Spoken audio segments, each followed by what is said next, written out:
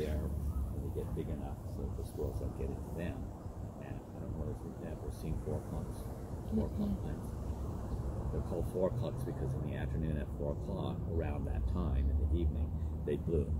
Oh, wow. You know, and it's kind of when I was younger, when I was like, my grandmother had them all in front of her house in Utah, and so they sort of remind me of that previous experience of like sort of bringing that concept, that idea, that experience into my reality here, so that I can connect with that and touch it, so to speak. Right. But they'll go over there. There's 3 plants here.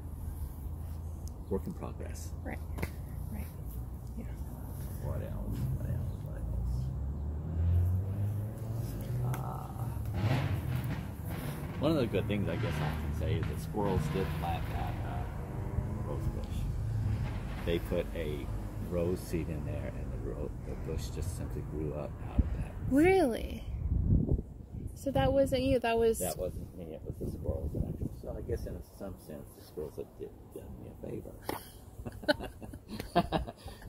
Now that you sort of bring that out, it's like, oh yeah, they did do that for me. I didn't do it, you know. So I have a friend of mine who just died at the beginning of this year. Gave me this plant. Yeah. Because he didn't like it. Really? And, what kind of plant is that? It has must be some kind of red. I think it's a holly plant. A holly, yeah. And I guess this would be another thing that the squirrels must have done, because all of a sudden one year it just started growing there out of a seed. Oh my gosh, that's so silly. And so I just thought, oh, well, that works. That works. Yeah. You know, allow it to, you know, it looks good. And,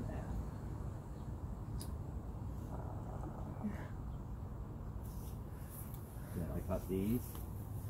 I got to get most of my stuff out of the dumpster. Because it's just, I mean, if somebody's throwing something that is useful and nice and it looks good. Right. So somebody, I guess these are lampshades. Yeah. They were throwing away the lamp. I had one really good in a.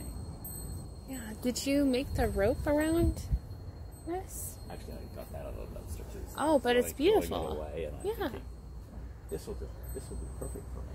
Yeah. You're reusing it, and this is from my son. Yeah. Gave me it as my trailer. Right.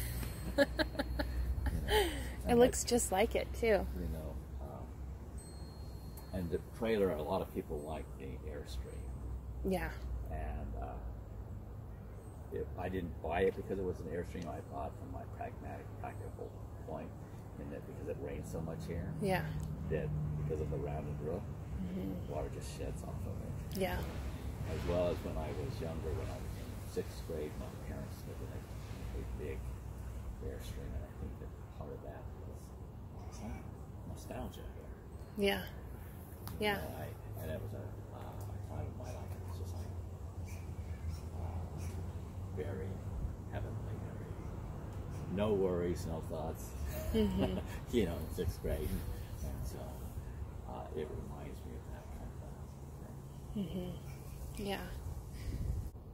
So, you know, thinking about freedom, but thinking about a garden, because typically, you know, you do have a garden when you live in a brick and mortar type of setting. And so when you decided to kind of start to plant and put out containers, did you start thinking of it as a garden, or did it just kind of morph into that one day? I just always liked plants, and simply having plants around my space is like the energy, and it's kind of like a grounding. And they're like pets, and it's just makes it more homey, I guess. I guess it would be more homey. Because when I'm looking at some of the other ones around here that do not have any plants around them, it's like they are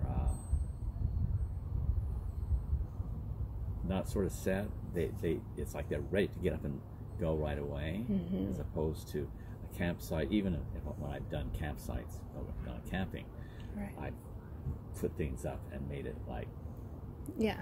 You know, a semi-permanent. Right. You know, it's like somebody's living here.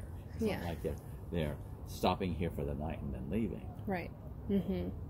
Yeah, so it is like it. So it's interesting because it is like a visual cue, but also it makes you feel a lot more grounded. It sounds like exactly, and a little bit of like a rooting of yourself. Yeah, it's a part of this is who I am. Mm-hmm. You know, it's not like I'm here today and gone tomorrow. Yeah. Right. Yeah, grounding kind of thing.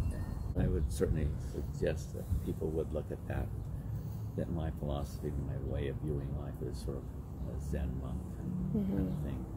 I don't really think of it in that fashion. It's just like, what is important to me is enjoyment of life in a peaceful, healthy, comfortable way. And